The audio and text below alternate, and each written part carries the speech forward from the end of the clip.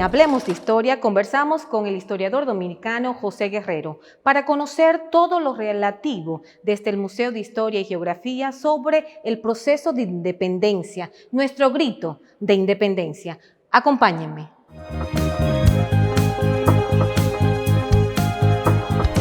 Esas armas que están acá, la historia, bueno, hemos hablado mucho de todo lo que conllevó al proceso de la formación de los trinitarios, ¿verdad? Y ya, pues, el grito de independencia, el 27 de febrero de 1844. ¿Qué se da? Vamos a entrarnos un poquito de la historia para verla desde su punto de vista como historiador nuestro dominicano. Sí, bueno, quizá habría que... Hay muchos antecedentes, pero tenemos que resumirlos. El día 20 de febrero, una parte de los conservadores que fue presidida por Tomás Bobedilla y Briones, nuestro primer presidente, Mella se dio cuenta de algo, que había que unificar la parte liberal de los trinitarios con la parte conservadora de los antiguos boyeristas. ¿Por qué? Porque uno eran muchachos que no tenían influencia social y otro eran funcionarios vinculados al poder y al poder económico. Es decir, la masa pudiente. Sí, señora, y Mella se dio cuenta de eso. Pero Duarte era parte de ese grupo. Sí, pero Duarte estaba en el exilio. Ya. Y Duarte deja prácticamente, al salir él, prácticamente dejó muy sin líder al movimiento, y por eso tienen que hacer esa alianza.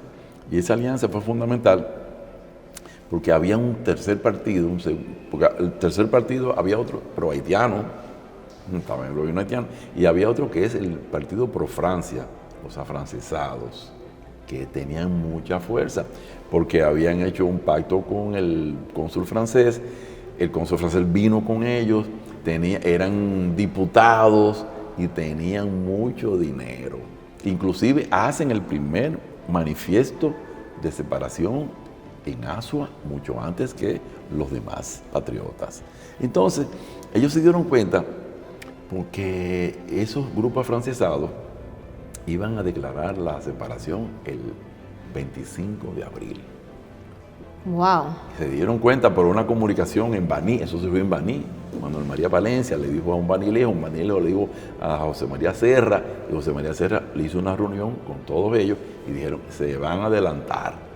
Entonces ellos decidieron adelantarse al adelanto. Claro. El día 20 de febrero vamos a coger ese día. Pero faltaban algunos detalles.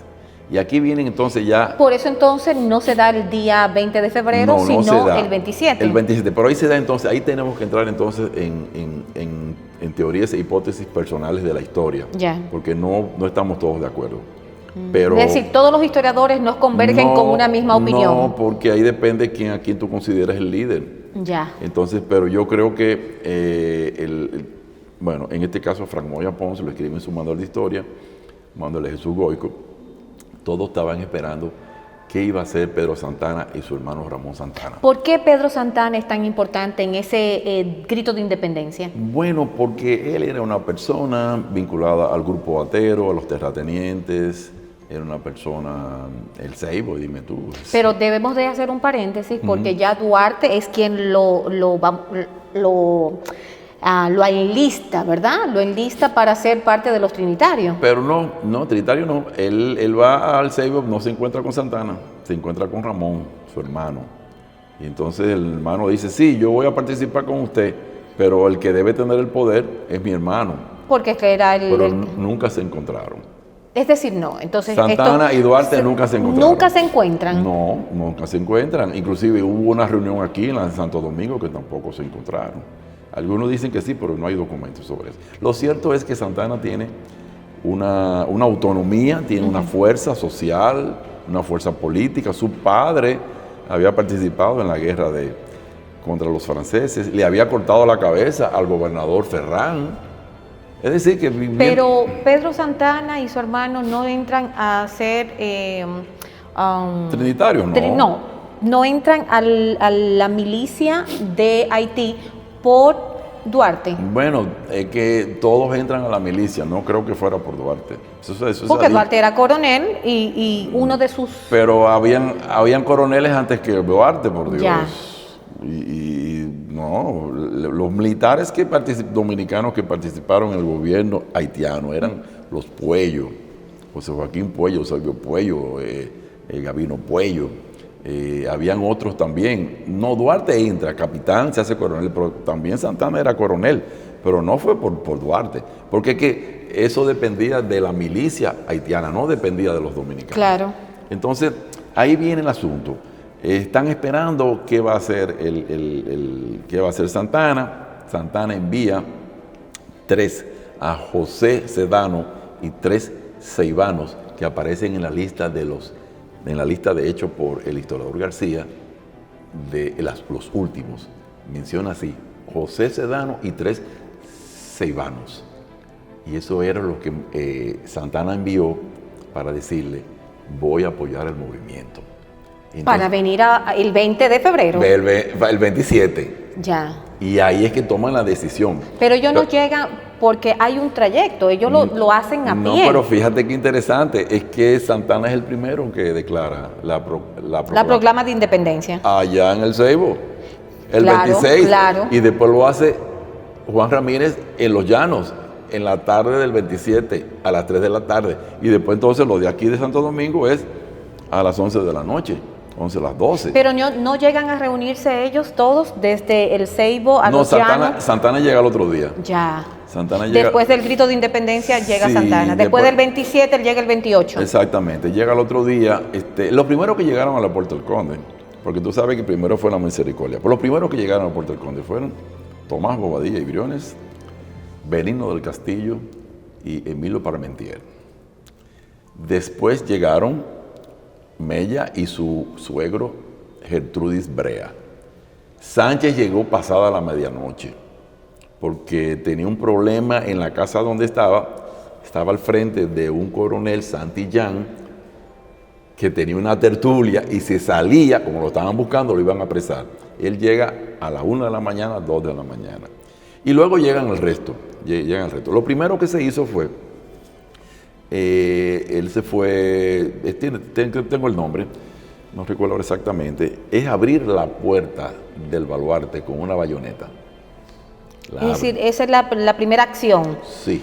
Para la proclama. Bueno, la primera acción es tomar el baluarte. Ya. Martín Girón había sido cooptado por Manuel Jiménez, uno de los febreristas. Entonces, y ahí habían 8 personas, 9 personas. Martín Girón. Entonces, después que toman el fuerte, entonces abren la puerta para que la gente de Javier Abreu y los puedan entrar a la ciudad amurallada. ¿Y qué traían los sancarleños? Que como estaba fuera de la ciudad, extramuro, dinero, canarios, comerciantes y armas. Ya. Esas son las armas, las primeras armas. Las primeras armas que entran a la ciudad amurallada de Santo Domingo. Porque no la van a tener dentro de la ciudad. Claro, claro. Entonces ahí entran ellos y entonces el teniente Ángel Perdomo habilita los cañones, ponen centinelas, toman el polvorín. El polvorín todavía se llama esa calle el polvorín. El polvorín, sí, en la zona de zona colonial, ¿no? Sí, pero estaba entre el Fuerte de la Concepción y el Fuerte del Conde, es decir, en la avenida Mercedes. Ahí estaba el polvorín, toman el polvorín, entonces establecen la seguridad, y entonces viene Deo Herar, el hijo del presidente Herar, a ver qué es lo que estaba pasando. ¿Qué acontece entonces? Y fue recibido a tiros. Entonces se van, dan la alarma en la fortaleza Osama. Pero no pasa, no muere acá, sino simplemente... No, a tiro limpio, diciéndole, mira, vete de aquí. Exacto. ¿No? Entonces ellos, los haitianos, se toman sus medidas, pero de ahí, entonces, varios patriotas van a tomar la aduana, la capitanía del puerto. Hubo que ir a Villa Duarte, a Guerra, porque ahí surgió un problemita. Que es que estamos hablando del otro lado, de hecho Villa Duarte, del otro lado del río Sama. Se llamaba Pajarito. ¿Se llamaba? Pajarito. ¿Y por qué Pajarito? Este es un poco largo. Una historia un poquito larga. José Pajarito es una historia larga, pero Villa Duarte después lo pusieron cuando, en 1885. El asunto es que del otro lado, entonces surgió los negros libertos por los haitianos. El grupo dominicano pro-haitiano lanzó una campaña diciéndole que ellos iban a esclavizarlos nuevamente. Wow. Y ellos se levantaron. Y Pero, ahí fueron allá y los convencieron y los adhirieron al movimiento. Pero ¿eso pasa en qué tiempo? Es decir, ahí mismo, es decir, el mismo día. o ahí mismo a las 11, a las 12 de la noche, tienen que salir a resolver ese problema. Claro. Y ahí entonces José Joaquín Puello, ya tú sabes, le mandó a decir a Esteban Pou y a Manuel Mora y a los otros negros que habían estado liberados, que si no entraban a la ciudad y apoyaban el movimiento, él lo iba a hacer a cañonazo limpio. Una amenaza férrea. Bueno, estamos en guerra, ¿eh? Así es. Aquí no estamos estamos en guerra. Y ellos lo apoyaron. Ellos lo apoyaron. Entonces, el único percance que hubo, al otro día hubo una capitulación. Los haitianos capitulan, firman y se van el 29.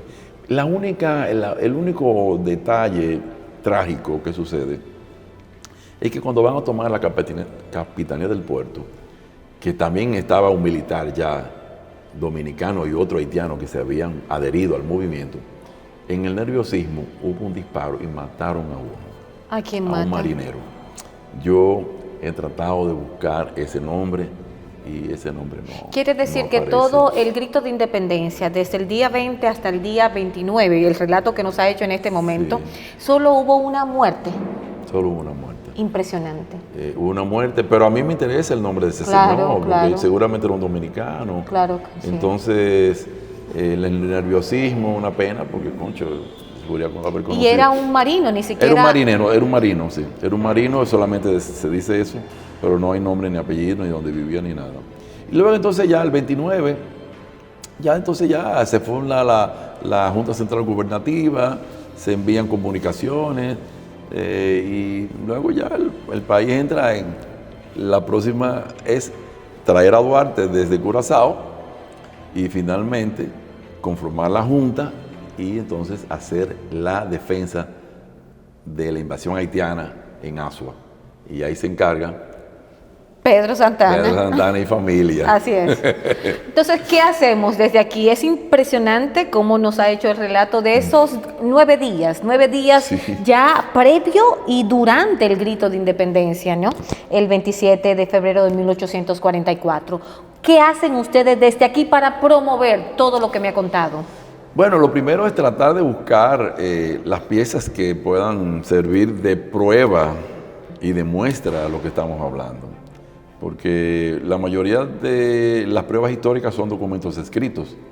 Cuando son objetos, no siempre los museos pueden tenerlos. Aquí hay mucho patrimonio privado que tiene también muchas piezas. Lo que estamos haciendo precisamente es una política de adquisición de piezas. Me gusta eso que usted dice, una política de adquisición de piezas porque hay un patrimonio privado. Es decir, hay mucha gente que tiene piezas históricas.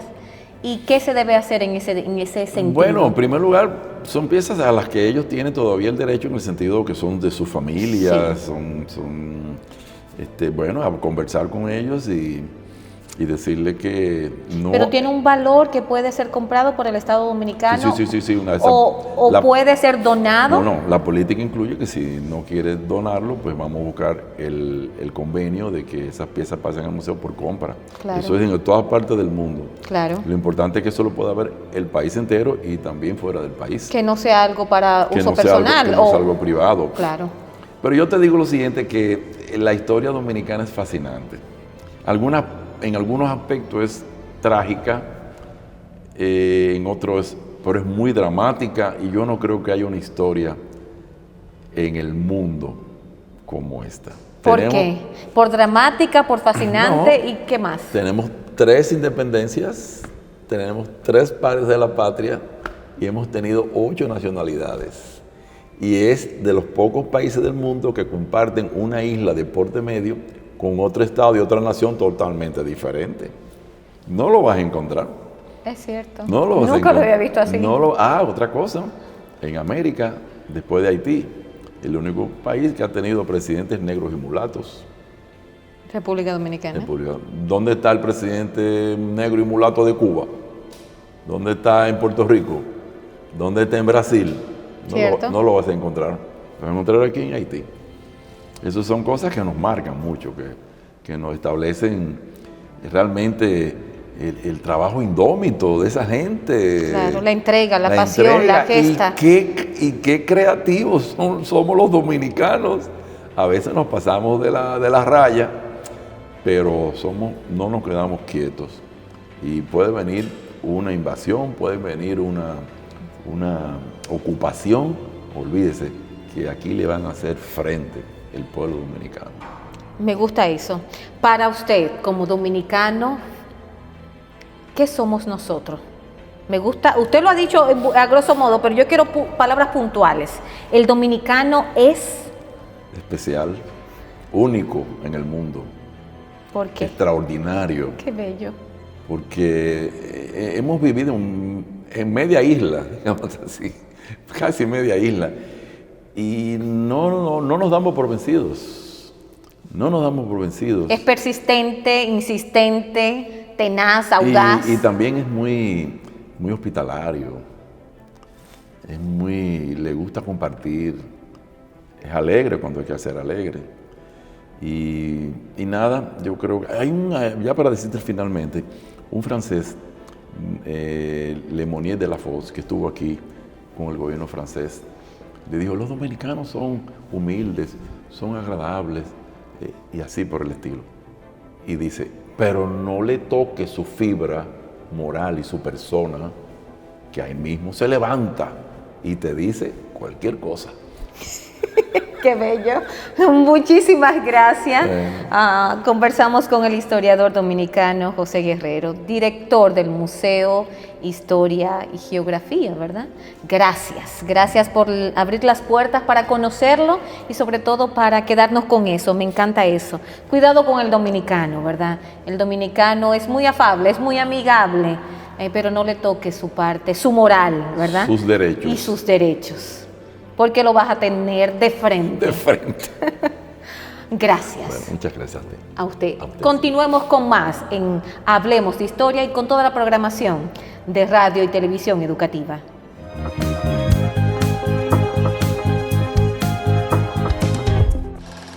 Agradecemos al historiador dominicano José Guerrero por compartir con nosotros desde las instalaciones del Museo de Historia y Geografía. Continúen con la programación de radio y televisión educativa.